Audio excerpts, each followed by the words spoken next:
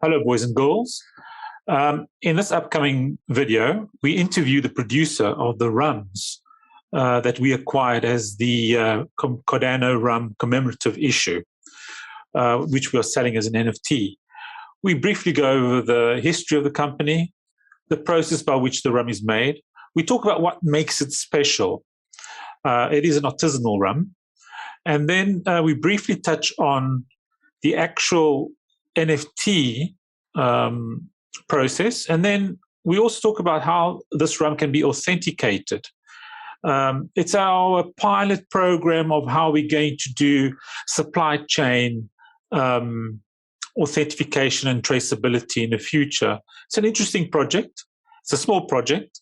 And I hope that you'll have a look at this interview and come back to us with any ideas, questions, or suggestions. Without much further ado, here's the interview.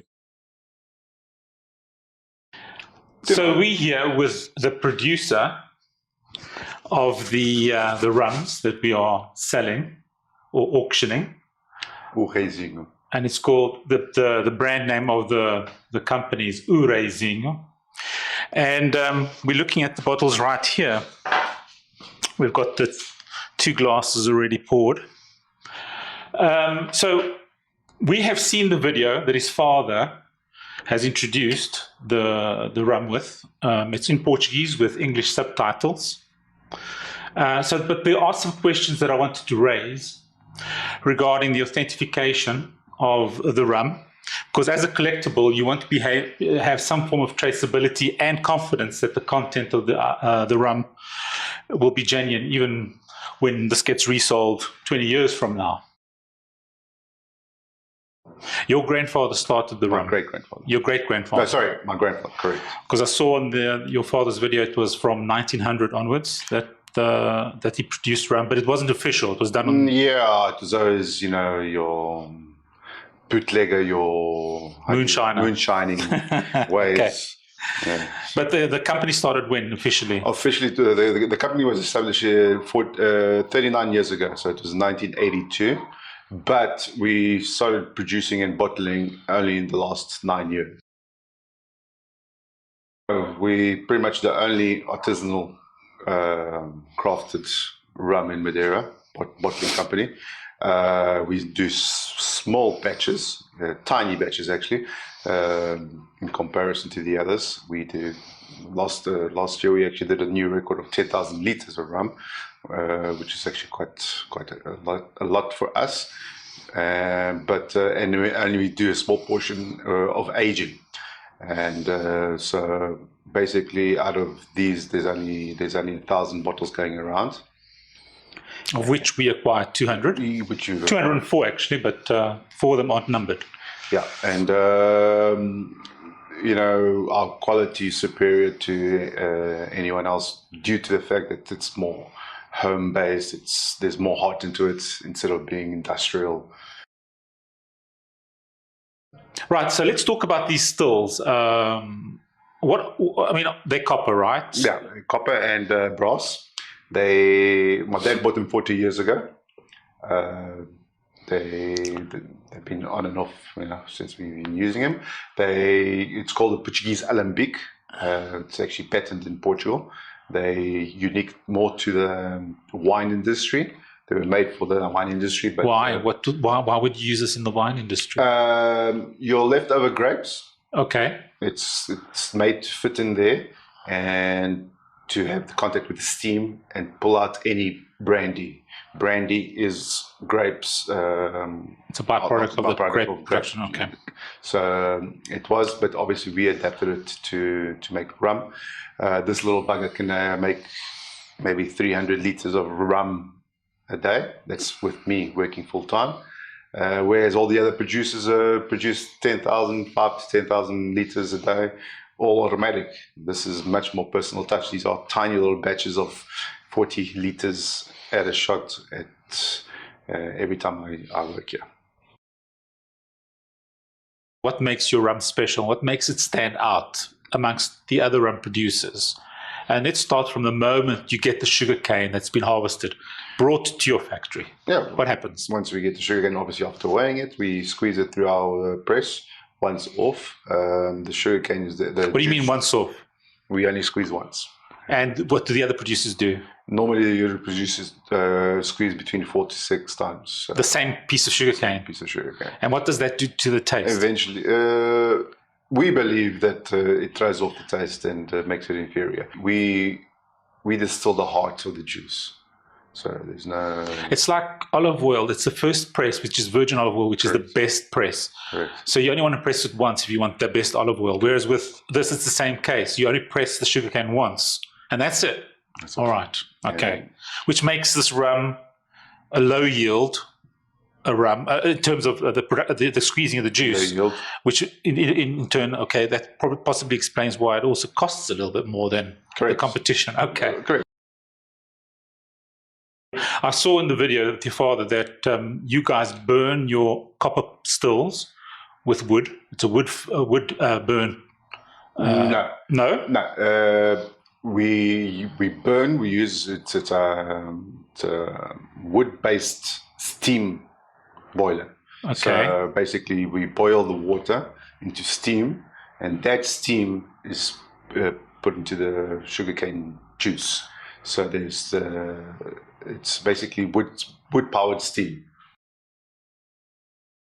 I remember in your dad's video that the third reason why this is so special is because, unlike some other producers, you don't use any chemicals. No. And you don't add any what they call improvements.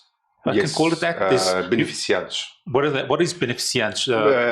Beneficial agents. Yeah, basically artificial, colorants and. Oh, okay. Yeah. Okay, sugar. So this is all. Some of them add sugar to caramel sugar to darken it, to lighten it. These 6-year-olds. This is the first 6-year-old you've produced, and it's the only ones that's available that you've made. Correct. Yeah, we do have 3-year-olds. Got it. Okay. But this is our very first Pride and Joy, which is a 6-year-old, and it's excellent. It's my pride and joy at the moment. Okay. Let's have a taste. Let's find out what it tastes like. Cheers. Cheers.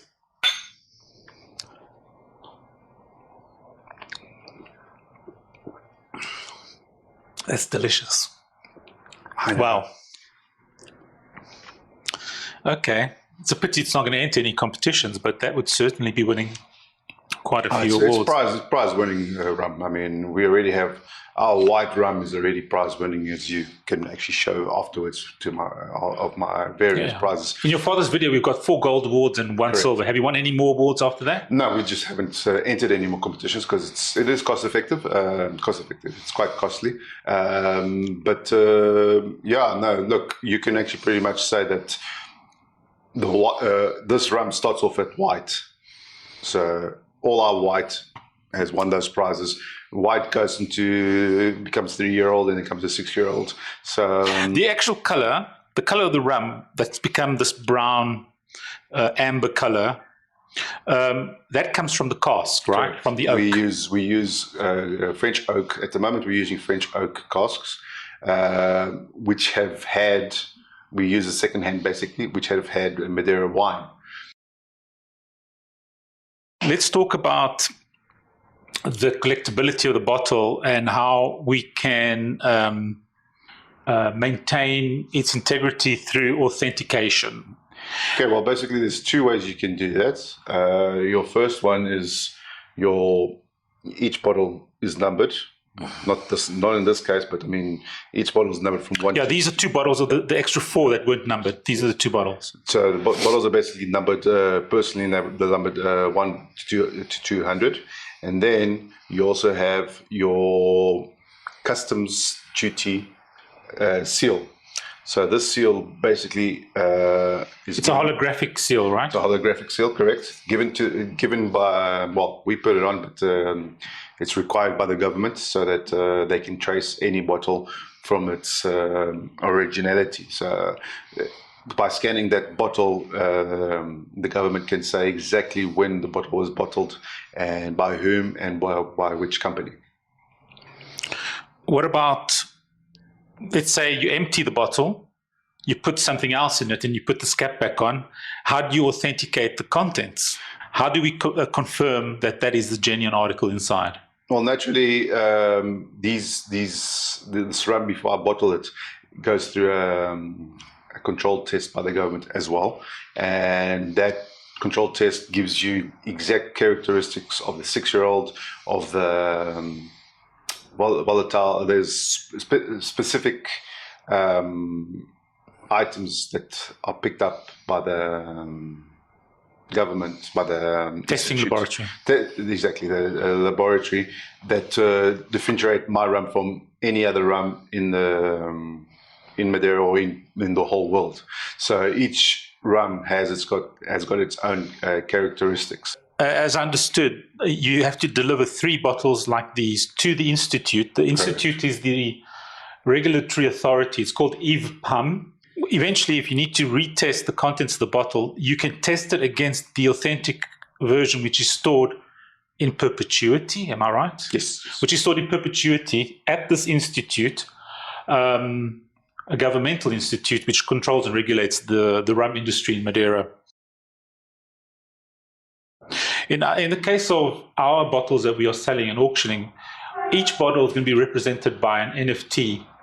The NFT is basically going to be a token that will be acting or as a certificate or a title to the ownership of the bottle. So once you've got that NFT, the NFT then can be traced back to the purchaser, which is our company that ordered these bottles, and that in turn traces back to you and the bottles that have been registered at the customs authority, which is in Portugal called the Alfândega, that has issued the holographic seal with a number on it. And then in turn, any testing can be done through the institute. So these bottles are basically very good candidates for collectibles. So another question is, what would happen if somebody has bought this, but they actually want to buy another 6-year-old, which isn't numbered? How do they go about getting the any other bottle after this? Or how do other people buy the other rums you have? How can they acquire it? Well, we do have email. We are on Instagram and Facebook. We are actually under construction on the website. So hopefully by the time this airs, you could have several links to our connection.